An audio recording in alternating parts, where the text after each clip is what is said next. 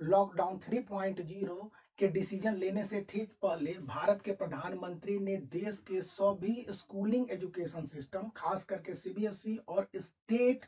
Education boards के साथ बात करते हुए उन्होंने स्पष्ट रूप से कहा कि किसी भी स्टूडेंट को फेल करने की प्रवृत्ति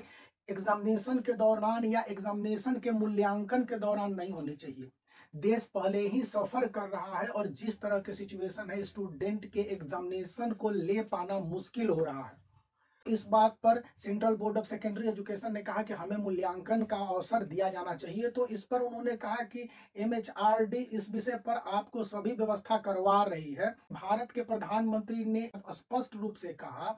और इस बात को आप सीबीएसई के होम बेस्ड इवैल्यूएशन सिस्टम 2020 के गाइडलाइंस में स्पष्ट रूप से देखेंगे। जैसे कि डिफरेंट मीडिया सोर्स बता रहे हैं कि इस बार जो इवैल्यूएशन सिस्टम पिछले 10 सालों का सबसे लचीला इवैल्यूएशन सिस्टम होगा और इसमें स्टूडेंट को पास करने की प्रवृत्ति रहेगी। जैसा कि भारत के प्रधानमंत्री साहब ने बताया कि आप स्टूडेंट को मार्क्स अवार्ड करने के टेंडेंसी से प्रोविजन को कीजिए ताकि बच्चों के साथ एक मेंटल प्रेशर के बीच में इनजस्टिस नहीं हो। Central board of secondary education के अलावा देश के प्रीमियम स्कूलिंग और कॉलेज एजुकेशन सिस्टम के प्रमुख वहां पर मौजूद थे और उन लोगों ने कहा कि फिर ये काम कैसे संभव है जबकि अभी लॉकडाउन है और बहुत सारी व्यवस्थाएं काम नहीं कर रही हैं। इस पर प्रधानमंत्री ने कहा कि जब देश की सारी व्यवस्थाएं काम करने लगेंगी और यह पिछले 10 दिनों से बहुत तेजी से वर्क हो रहा है और आने वाले 15 दिनों में कंप्लीटली वर्क करने लगेगा, उन कंडीशन में जब आप क्लास 10th या क्लास 12th के अलावे प्राइमरी सेक्शन के बच्चों को पढ़ाते हैं या उनका एग्जामिनेशन लेने के बाद रिजल्ट निकालते हैं तो इसमें उनका फेल करना ये स्टूडेंट का फेल्योर नहीं है बल्कि स्कूली एजुकेशन सिस्टम उस स्कूल और एग्जामिनेशन कंडक्टिंग बॉडी का फेल्योर है। और इस विषय पर न सिर्फ सीबीएसई बल्कि देश के सभी स्टेट के एग्जामिनेशन कंडक्टिंग एजुकेशन बॉडीज ने स्पष्ट रूप से स्वीकार किया है। जिस तरह की report central board of secondary education से मीडिया के द्वारा बताई गई है उसके अनुसार इस बार यानी कि 2020 के होम बेस्ड इवैल्यूएशन सिस्टम में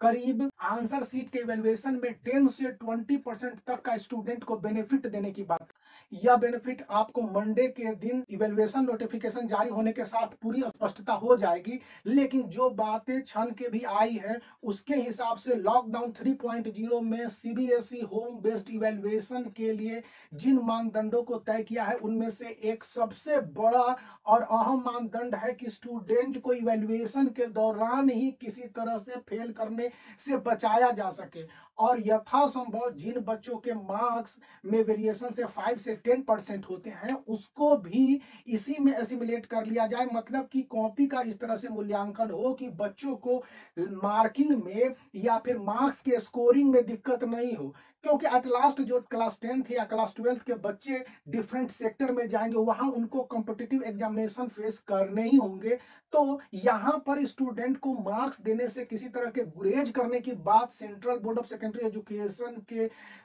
स्पोक्स पर्सन ने भी इनकार किया है। जब central board of secondary education class 10th और क्लास 12th 2020 के एग्जामिनेशन के होम बेस्ड इवैल्यूएशन होंगे उस दौरान इवैल्यूएटर को दिए जाने वाले आंसर सीट के मार्किंग स्कीम और रूल्स में यह प्रोविजन होंगे कि किसी तरह की गलती इवैल्यूएटर के द्वारा नहीं हो। इवैल्यूएटर से यह भी गुजारिश की जाएगी कि यदि कहीं पर कोई स्टूडेंट गलती कर देता है तो भी इवैल्यूएशन प्रोसेस के दौरान इस बात को ध्यान में रखा जाए कि यदि उसने जानबूझकर यह ब्लंडर किया है या उसको जानकारी नहीं है तब तो मार्क्स नहीं दिए जाएंगे। लेकिन यदि उसको संबंधित क्वेश्चन के आंसर के दौरान ब्लंडर हो जाते हैं तो इस कंडीशन में मार्क्स देने की बात स्वीकार की गई है। जिस तरह के पर्सनल इंफॉर्मेशन और मीडिया रिपोर्ट्स के अनुसार डाटा प्राप्त हुए मैंने आपके साथ शेयर किया है। If you like my attempt make the black thumb blue and subscribe the channel for such more updates.